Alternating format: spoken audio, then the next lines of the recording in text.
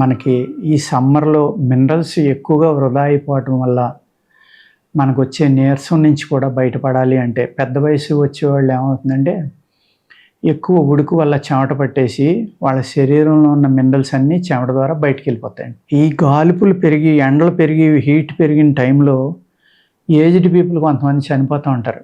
ఇంతమంది వృద్ధులు చనిపోయారని గవర్నమెంట్ కూడా టీవీలో చూపిస్తూ ఉంది. అందుకు ప్రత్యేకంగా వృద్ధులు అంటే 75, 80 దాటిన వాళ్ళందరూ కూడా లేవగానే కాసిన నీళ్లు తాగండి.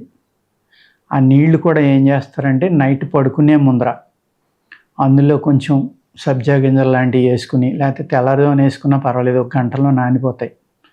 మీకు షుగర్ లేకపోతే కొద్దిగా పంచదార వేసుకుని అది చక్కగా కలుపుకుని ఒక జ్యూస్ లాగా తీసుకోండి ఎర్లీ మార్నింగ్.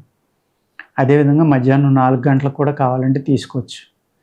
తీసుకోవడం వల్ల ఇది ఏమవుతుందంటే చాలా చల్లదనం అన్నమాట, చలవ చేస్తుంది. వాత వ్యాధులను కొంచెం ఇబ్బంది పెట్టచ్చు, చూసుకుని తాగండి. ఒళ్ళంతా పట్టేసినట్టు ఉంటాం, పొట్ట అంతా బీసిపోయినట్టు ఉంటాం, ఇలాంటివి కూడా జరుగుతాయి. సబ్జా గింజలు మంచిదని అందరూ నానబెట్టుకుని విపరీతంగా తాగేస్తూ ఉంటారు. తాగేసి ప్రాబ్లం వస్తే మళ్ళీ ఇదేదో వచ్చిందనుకుని దానివల్ల వచ్చిందని ఎవ్వరూ ఊహించరు. డాక్టర్ దగ్గరికి వెళ్తారు, ఆయన మళ్ళీ ఏయో రాస్తాడు. అందుకేంటంటే మీకు ఒళ్ళు పట్టేసినట్టున్నా, పొట్టంతా పట్టేసినట్టున్నా సబ్జా గింజలు దయచేసి తాగొద్దు, ఆపేయండి. మంచిదని కంటిన్యూగా ఏది కూడా తీసుకోకూడదనమాట. ఇది తినడం వల్ల ఫ్రీ మోషన్ అవుతుంది, పొట్టకి చక్కగా చలవ చేస్తుంది. ఎప్పుడైతే చలవ చేసిందో మోషన్ అవడానికి ఇంకా చక్కగా సహకరిస్తుంది. అదేవిధంగా 4 గంటలకి పల్చని మజ్జిగ లైట్గా పులిసింది, దాంట్లో కొత్తిమీర, కరివేపాకు, జీలకర్ర పొడి, కొద్దిగా సాల్ట్, రాక్ సాల్ట్ వేస్తే మంచిదండి. మామూలు సాల్ట్, సముద్రపు ఉప్పు కాదు. అందరూ Himalayan salt, pink salt, rock salt అంటున్నారు కదా, అవన్నీ ఒకటే ఆల్మోస్ట్.